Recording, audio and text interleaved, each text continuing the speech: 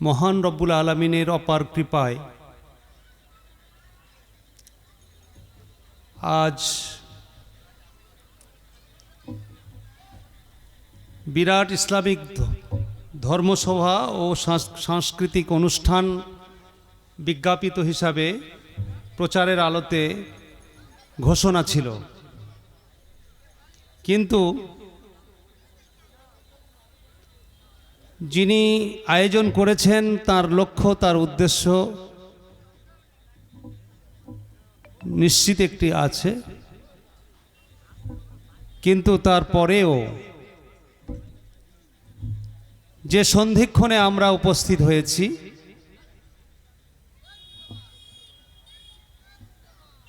সেখানে এখানে সাংস্কৃতিক যে অনুষ্ঠান,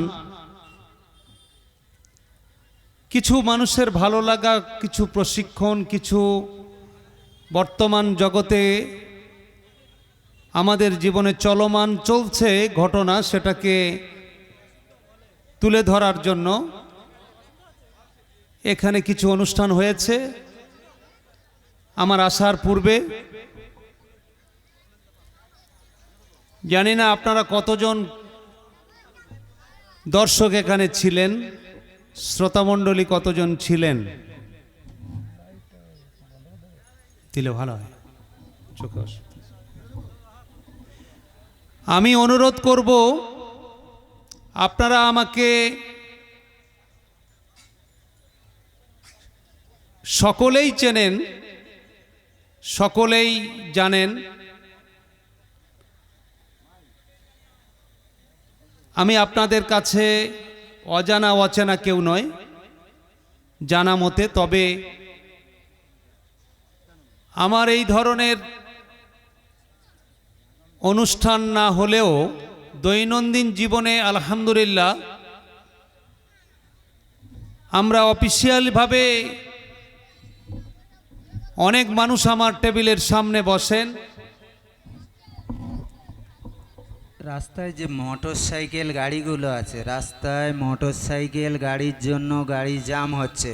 ভাই, বন্ধু, দাদা, আপনাকে রিকোয়েস্ট করছি, গাড়িগুলো আপনারা সরিয়ে দেন, গাড়িগুলো সরিয়ে দেন প্লিজ। মোটর সাইকেল যেগুলো দিয়ে গাড়ি রোড জ্যাম হচ্ছে আপনারা সরিয়ে দেন, না হলে কমিটির ছেলেরা গিয়ে হয়তো ওটাকে ধাক্কাধাক্কি করে কিছু একটা করতে পারে, খারাপ লাগবে। দাদা প্লিজ অনুরোধ করছি, গাড়িটা সরিয়ে দেন। তো আপনারা যেভাবে চেনেন না কেন, আমি আপনাদের এলাকার কাজী হিসাবে আমি বর্তমান যুগের ধারাবাহিকভাবে যে বক্তাগুলো সভা করছেন, আলোচক হিসাবে আলোচনা করছেন, আলহামদুলিল্লাহ আমরা শুনেও থাকছি। তবে আমি আমার ক্ষুদ্র জ্ঞানের অভিজ্ঞতার নিরিখে সমাজের অবস্থা খুব খারাপ, এটা আমি আমার টেবিলে বসে আমি বুঝতে পারি, অনুভব করতে পারি, ফিলিংস করতে পারি। যেমন সমাজের অবস্থা খারাপ, তেমনিভাবে ধর্মীয় অনুষ্ঠানের নামকরণে প্রচারের আলোতে এসে দেখছি সেও এক অবস্থা। জানি না আপনারা সেই দুরাগত আমন্ত্রিত সম্মানিত উলামা ইকরামগণ আসবেন যখন, তখন আসবেন, এই আশা যদি থেকে থাকে। এটা কতটা ঠিক আপনারা বুঝুন। আমি অনুরোধ করব, যাদেরকে চলমান গতিতে রাস্তাঘাটে, পথে, বাজারে যাদের সাক্ষাৎ লাভ হয়, আমি মনে করব তানারা যদি আজকের কিছু সময় এই কনফারেন্স, এই ধর্মীয় অনুষ্ঠান, এই কোরআন হাদিসের আলোকে আলোচনা শোনার মন মানসিকতা নিয়ে আপনারা এসেছেন, যদিও আমি অনুরোধ করব আপনারা দয়া করে সামনে আসেন।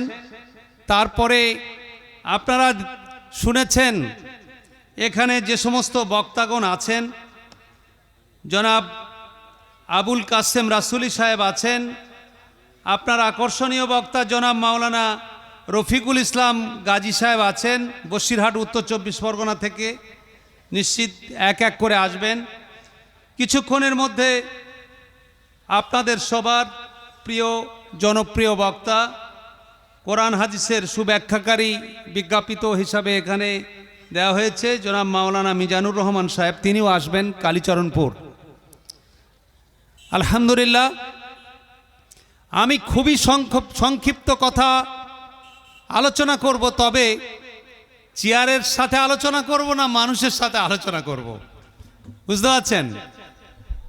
আলহামদুলিল্লাহ, আমি এই বক্তা জগতের জায়গায় এক সময় আলহামদুলিল্লাহ, যদিও আপনার এলাকায় আপনারা কখনো যদিও না পান, বাইরে বিভিন্ন জায়গায় এক সময় তুঙ্গে সভা করেছি, কিন্তু বুখারী শরীফের ওই হাদিসের প্রেক্ষাপটে আমার গতি এই মুহূর্তে স্থিতিশীল। কারণ আলোচক আর শ্রোতা যদি উদ্দেশ্য আর লক্ষ্য অন্য থাকে, যদি এই রকম 100 বছর 200 বছর ধরে সভা যদি হয়ে থাকে, এ সভাতে কোনো কল্যাণ নেই। কারণ বক্তাগণ মনে করবে আমি 2 ঘন্টা 4 ঘন্টা বক্তব্যের পরে আমার নজরানা 5000 10,000 দেবে, আমি আনন্দিত হব, আমার বিবি বাচ্চাদেরকে নিয়ে আমি সংসার জীবনে আমি সংসার চালাবো, আমার পার্থিব জগতে আমার ব্যয়বহুল খরচা আমার কাজে লাগবে, এটা সোর্স অফ ইনকাম, এটা যদি মনে করে থাকি, আর শ্রোতা যদি মনে করে যে বক্তার বক্তব্য খুব সুমধুর কণ্ঠে আর ভাষাগত খুবই সুন্দর, উপস্থাপন খুবই সুন্দর, এই রকম যদি মনে করেন শ্রোতাগণ, এইভাবে ধারাবাহিকভাবে যদি শত শত বছর ধরে এই রকম সভা হয়, ও সভা সবাই হবে, কিন্তু ও সভাই কল্যাণের সভা নয়। আশা করি আপনারা বুঝতে পেরেছেন। আমি আপনাদের কাছে সর্বপ্রথম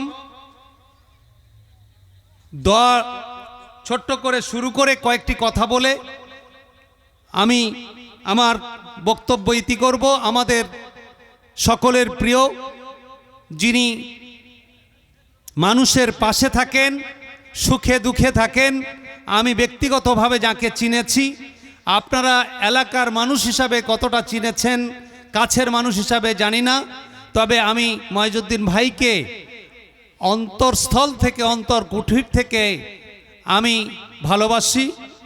তবে তিনি হয়তো আপনাদের খুব বেশি উপকার না করতে পারলেও, যদি কোনো দিন কেউ রোগগ্রস্ত হয়, বিমারগ্রস্ত হয়, বিপদে পড়েন, তিনি ছুটে নিজে যতটুকু সাধ্য অনুযায়ী তাকে নিয়ে সেই ডাক্তারের কাছে সুচিকিৎসার জন্য তিনি রওনা হন। এ প্রসঙ্গে হাদিস এসেছে, মুসলিম শরীফের হাদিস, রাসূলুল্লাহ সাল্লাল্লাহু আলাইহি ওয়াসাল্লাম বলেছেন, যদি কেউ অসুস্থ ব্যক্তিকে দেখতে যাওয়ার উদ্দেশ্যে যদি কোনো মানুষ ঘর থেকে, তার গৃহালয় থেকে সে রওনা হয়, আর সেই অসুস্থ ব্যক্তির নিকটবর্তী গিয়ে বসেন, রসুলে পাক সাল্লাল্লাহু আলাইহি ওয়াসাল্লাম বলছেন, সে যেন রহমতের দরিয়ায় সাঁতার কাটতে শুরু করলো।